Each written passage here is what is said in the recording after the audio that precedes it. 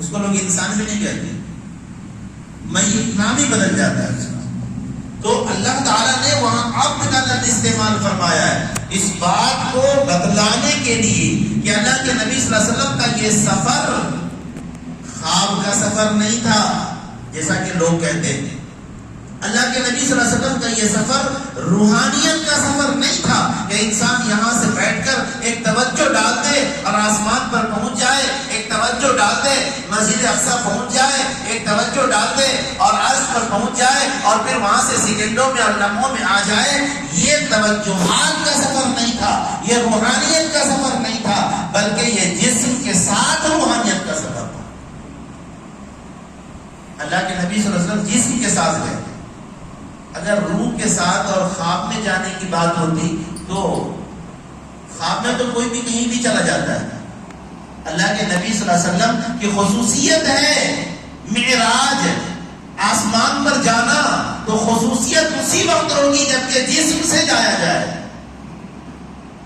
اللہ کے نبی صلی اللہ علیہ وسلم تو خواب میں اللہ سے ملاقات ہی کرتے تھے، لیکن یہ ملاقات خاص ملاقات تھی۔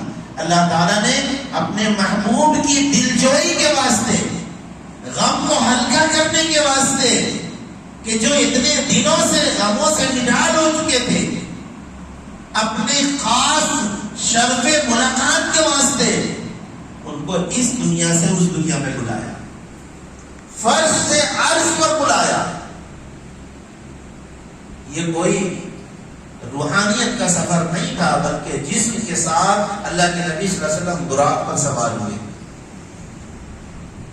الی المسجد سبحان الذی اسری بعبدہ لیلا من المسجد الحرام، یہ سفر مسجد حرام سے شروع ہو رہا ہے، خانہ کعبہ کے اندر سے نہیں۔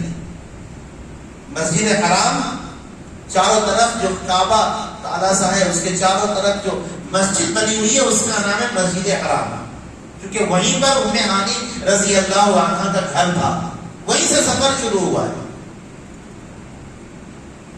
چلے براق پہ سوار ہیں، 4000 کلومیٹر کا سفر طے کرنا ہے۔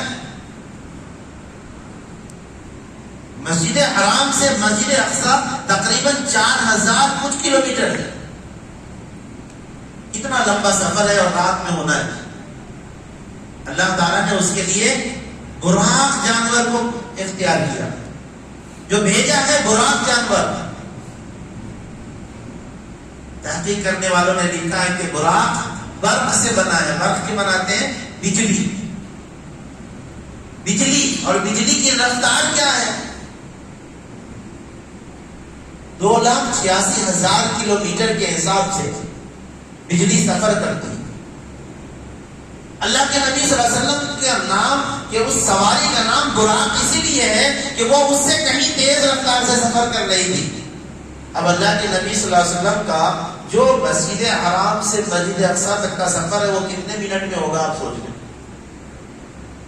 کوئی منٹ نہیں لگے گا، سیکنڈوں میں پہنچ جائیں گے۔ درمیان میں جب آپ چل رہے تھے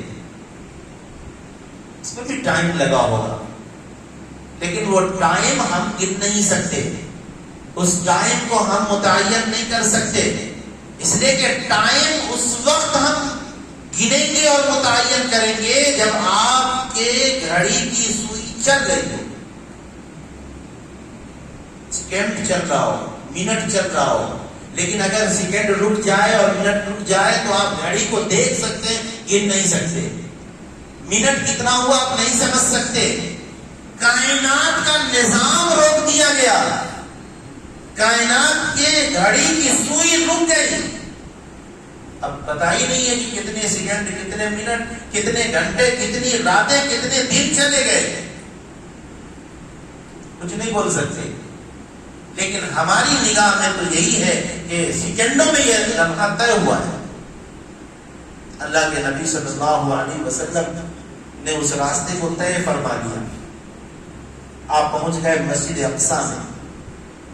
مسجد اقصی میں جانے پر سب سے پہلا کام جو آپ نے کیا ہے، براق سے اترے، یا تو جبرائیل نے اس براق کے رسی کو لے کر ایک پتھر سے باندھ دیا، بعض روایتوں میں ہے کہ سوراخ کیا اپنے انگلی سے، بعض روایتوں میں اللہ کے نبی نے سوراخ کیا، بعض میں حضرت جبرائیل نے سوراخ کیا. اور ان کے سوراخ کرنا کیا معجزہ ہے اللہ کے نبی کا؟ اگر اللہ کے نبی نے اس میں سوراخ کیا ہے کہ انگلی لگائی اور سوراخ بن گئے، آپ نے اس سے اس رسی کو باندھ دیا ہے براق.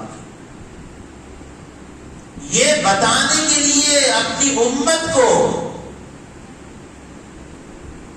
کہ توکل کس کو کہتے ہیں. ہم لوگ توکل کا مطلب کیا سمجھتے ہیں؟ توکل کا مطلب ہمارے یہاں یہ ہے کہ بیمار ہو جاؤ تو دوا مت کھاؤ. اگر کوئی اللہ والا بزرگ ہے اور وہ دوا استعمال کر رہا ہے تو آپ کہیں گے کہ آپ اللہ والے ہو کے بھی دوا استعمال کر رہے ہیں. ارے آپ کو تو ایک پھونک مارنا چاہیے اور صحیح ہو جانا چاہیے.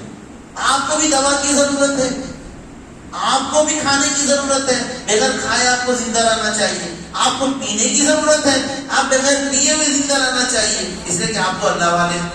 ایسا ہوا ہے. انسان کی جو ضروریات ہیں یہ اللہ والا بننے سے ختم نہیں ہو جاتی. کھانے کی ضرورت اللہ والے کو بھی ہے، پینے کی ضرورت اللہ والے کو بھی ہے. دنیا میں جو چیزیں ضروریات ہیں وہ ان کو بھی ضرورت ہے. اس سے کوئی بھی مبرہ نہیں ہے، کسی کو چھٹکارا نہیں ہے اس سے. یہ الگ بات ہے کہ کسی کی کرامت ظاہر ہو جائے، کوئی چند دنوں، چند سال، چند مہینے نہ کھائے پیے، وہ ایک الگ چیز. لیکن عام طور پر اللہ کا قانون یہی ہے. اب توکل کا مطلب یہ ہوتا ہے کہ انسان سبب اور اسباب کو اختیار کرے، دوا کھائے اور پھر یہ کہے کہ اللہ تو اگر اس میں شفا دے گا تو شفا ملے گی، نہیں تو نہیں مل سکتی. پہلے اسباب کو اختیار کرنا اور پھر اللہ پہ بھروسہ کرنا، یہ توکل کی حقیقت ہے. اللہ کے نبی صلی اللہ علیہ وسلم نے پہلے اپنے براق کو باندھ دیا. براق کہاں سے آیا تھا؟ اللہ کے پاس سے آیا تھا، اللہ کے نبی کا خادم بن کر آیا تھا. کیا وہ بھی بھاگ جاتا؟ کیا وہ بھی سرکشی کرتا؟ نہیں. لیکن اللہ کے نبی صلی اللہ علیہ وسلم نے یہ فرمایا کہ پہلے سبب کو اختیار کر لو، اس کو باندھنے کا ہے باندھ لو، پھر اللہ پر توکل کرو کہ اللہ تعالیٰ اس کو یہاں پہ رکھے گا. یہ نہیں باندھ سکتا.